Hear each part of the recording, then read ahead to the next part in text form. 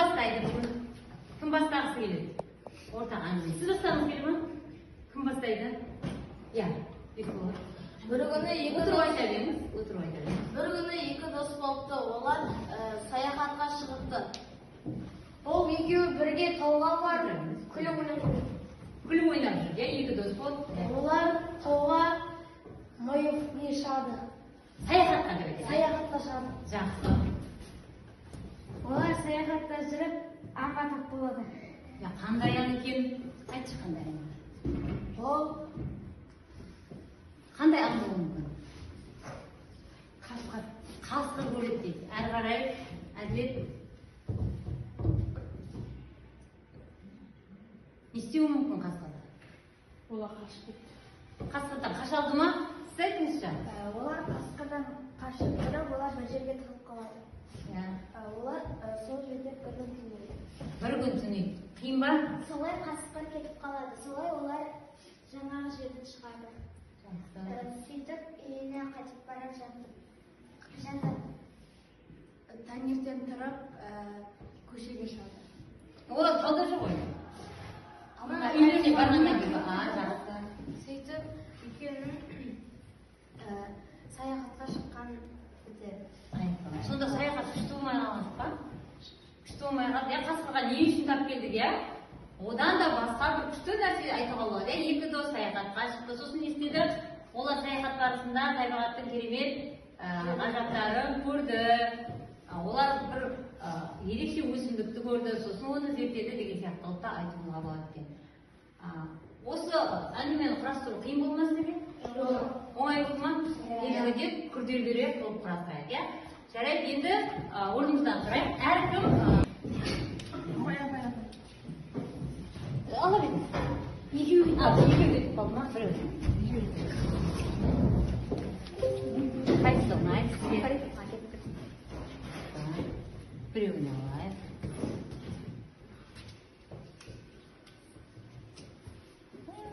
Арасынан таңдап аламын.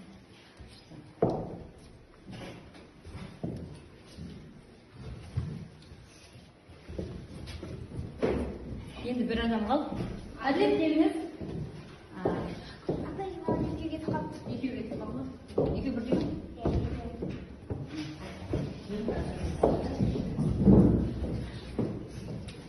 Үлкен жазсам, уақыт кетіп бара жатыр.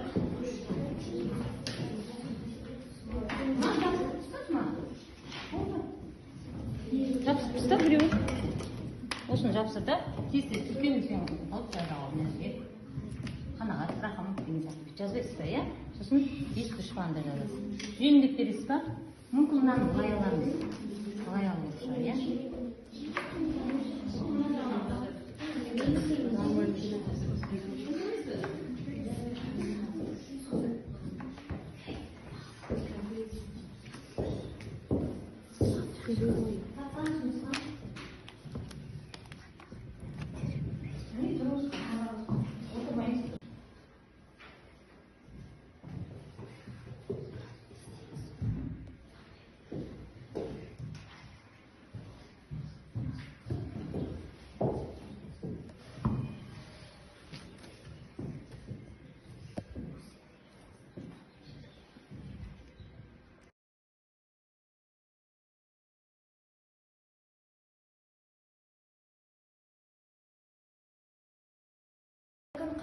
Құрметті оқушылар, біздің топтың аты ғалым тобы.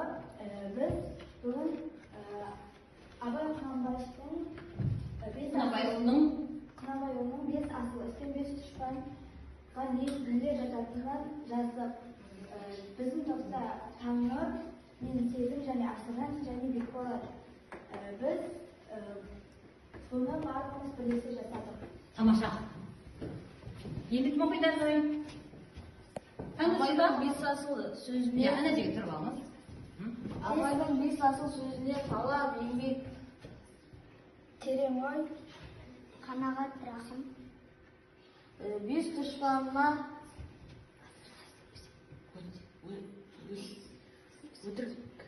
өтірік, мақтаншақ, еріншек, мал шашпақ және өсек жатады. Бұл Абай Құнанбайұлының 5 асыл ісімен 5 дұшпанға жататын қасиеттерді айтқан. Жақсы. Келесі. Тамаша. Күштер жұмыс істеді деп ойлаймыз, себебі олар ат салыса қатысты. Жақсы. Сіздер асыл тобын айтыңыздар. Асыл тобы сұрақтарына өте жақсы жауап берді. Асыл тобы ғылым тобын айтады. Ғылым тобы өте керемет жұмыс жасады. Жақсы, отырайық. Барлық топтар адамның күні жоқ. Ғылым болмаса, уақыт тоқтап қалған секілді болады. Ғалым болу қолыңыздан келе ме? Иә. Ғалым болу кез келген. Неге ғылымсыз адамның күні жоқ? Себебі барлығы да ғылымның арқасында техникалар бар. Өлеңнің өзіңізді ойландырған гектар маған жатқаныңыз. Болмасаңда ұстап бір ғалым десеңіз, онда болмақ қайда деп айтпақ ғылым сесеңіз, сізге ғылым күмбері шамға жатып сөнсеңіз, не дөзі, мал дөзі, ғылымға көңіл бөлсеңіз. Жақсы, 2 тармақ деген болатын, 2 сумақ оқыдыңыз. Жақсы, келесі оқушыларыма.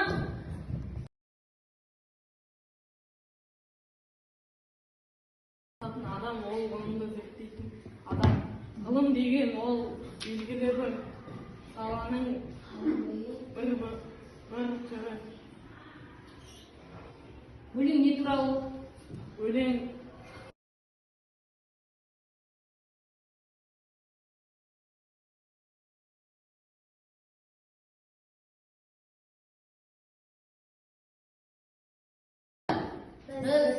Сіздер, сосын жалпы адамзат баласы қалай дамытады?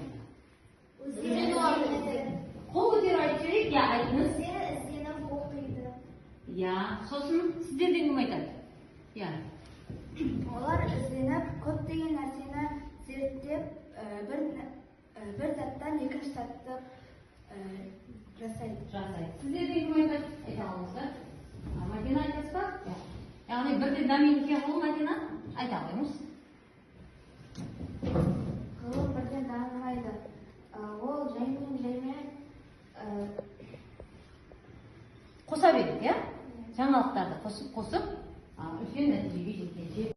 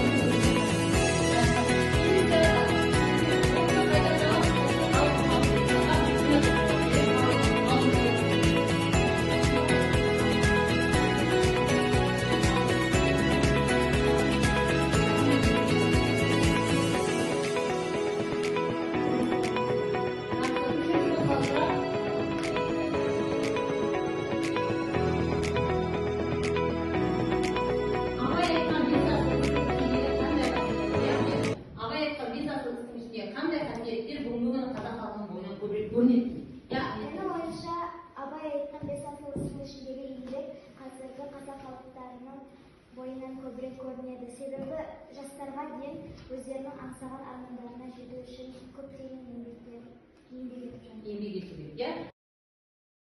Таудан тасқа. Одан кейін мынандай көшпелі дүниелер пайда болды. Арбамен жеткізу керек. Жаңағы бір адам қатты атпен тасып берді, одан кейін бірнеше адам әр жерге бөліп группасы пайда болды. Бір ғана хат, иә? Хат. Яғни бір адамның екінші адамға айтатын хабарламасы ғой. Арнайы мекемелер жұмыс жасады мынандай. Ода адамдар күтіп тұрады, маған хат келді ма деген сияқты, иә? Осындай мекеме пайда болды. Одан